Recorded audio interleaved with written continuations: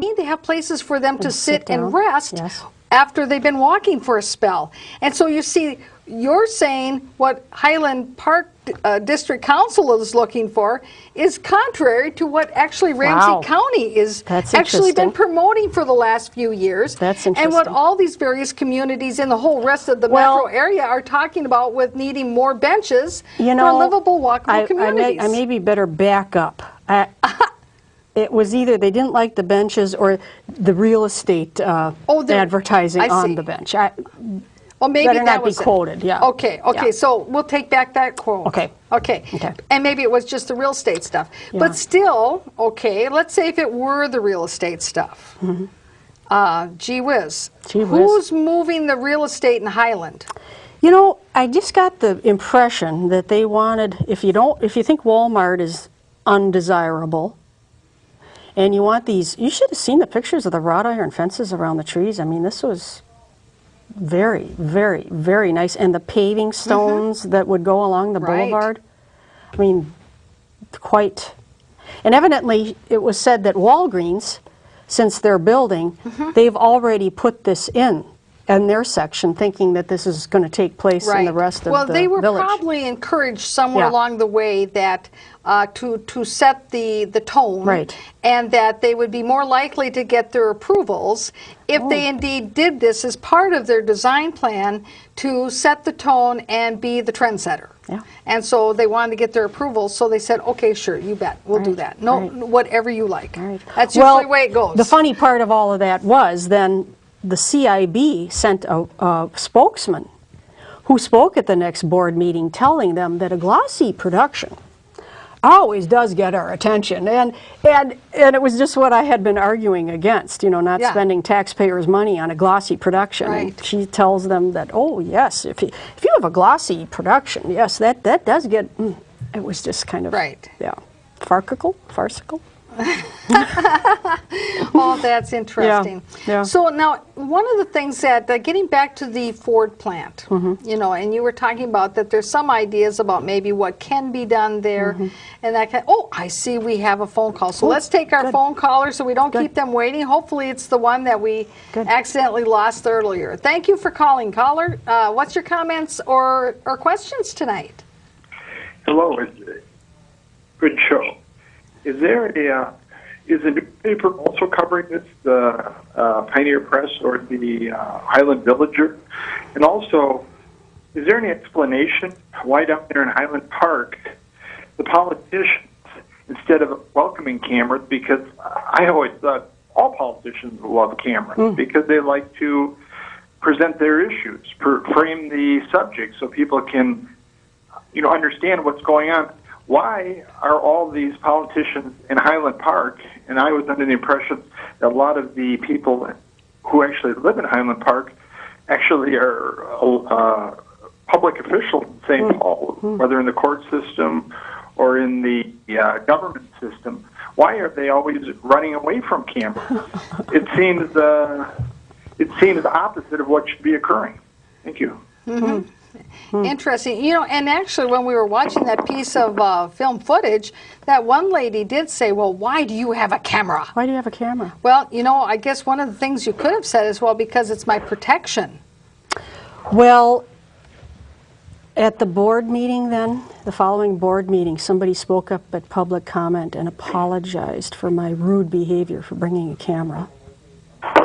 And that supposedly you have to get each person's permission to film, which I knew wasn't true, but yeah, they don't like the camera at all. Right, but I bet you if the Pioneer Press came in there, or WCCO, they'd allow their camera, and they wanted to do a big splashy glossy article, they would say, yeah, come on in. Yeah, funny, and we don't have to pay for it. That's right, but they're afraid you're probably going to put them on YouTube.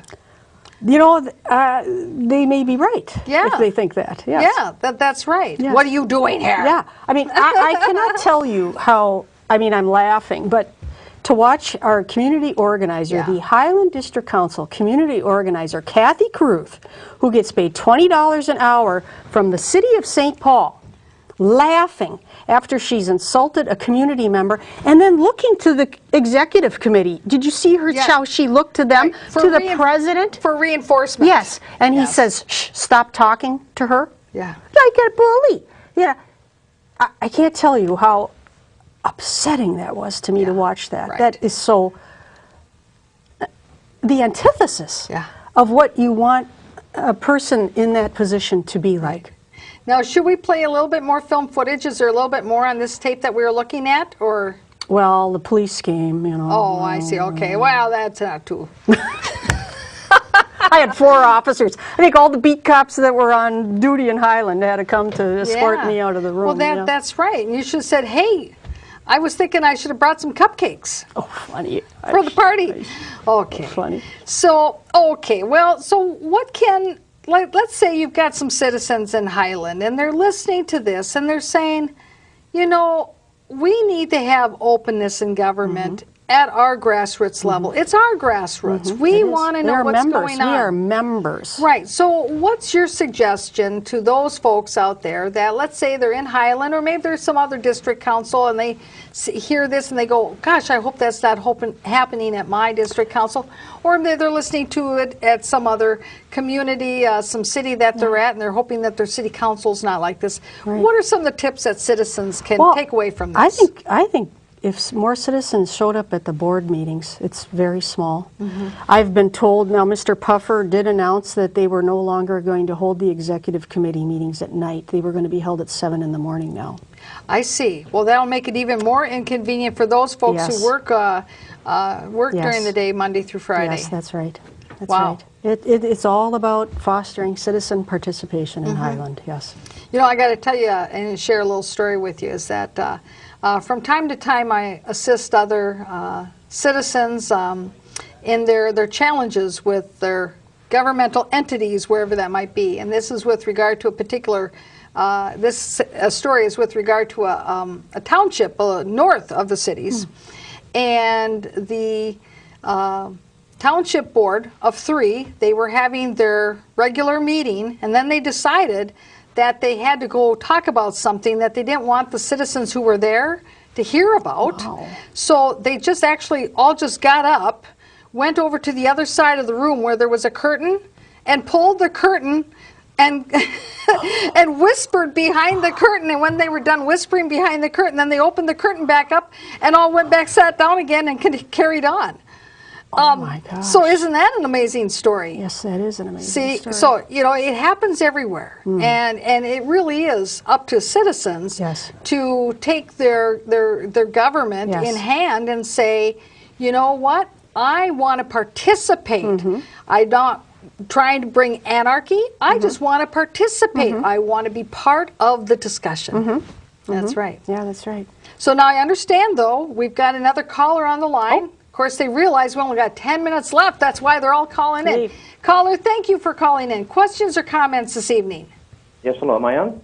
Yes, you are. Yes, you know, this is a very interesting show. I just kind of happened to fall, switching the channel and falling into this. And I'm living out in New Brighton, although I grew up in Highland Park. And there's not a lot I can say except that this is absolutely outrageous. It is. You know, I saw a bumper sticker not long ago that said, if you're not outraged, you're not paying attention. You know, and I would ask these people if they go to church on Sunday. Do you people go to church on Sunday? I mean, do you have a God? Do you have any kind of moral, ethical kind of?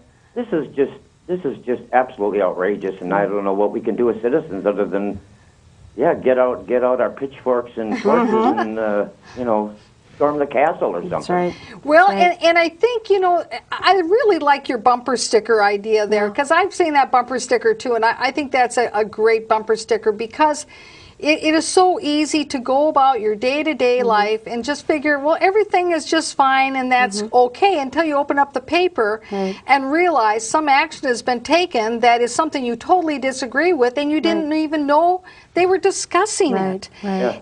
This is the epitome of dysfunctionality. That, you know, you can talk about Dancing with the Stars, you can talk about, you know, Housewives, and you can talk about Jersey Shores and stuff, but when it comes down to real issues, No, no, no. We don't want any whining. We don't want to talk about that. Everything's fine. You're rocking the boat. I'll let you go. Thank you. Right. Oh, thank you. Thank you so much for calling in.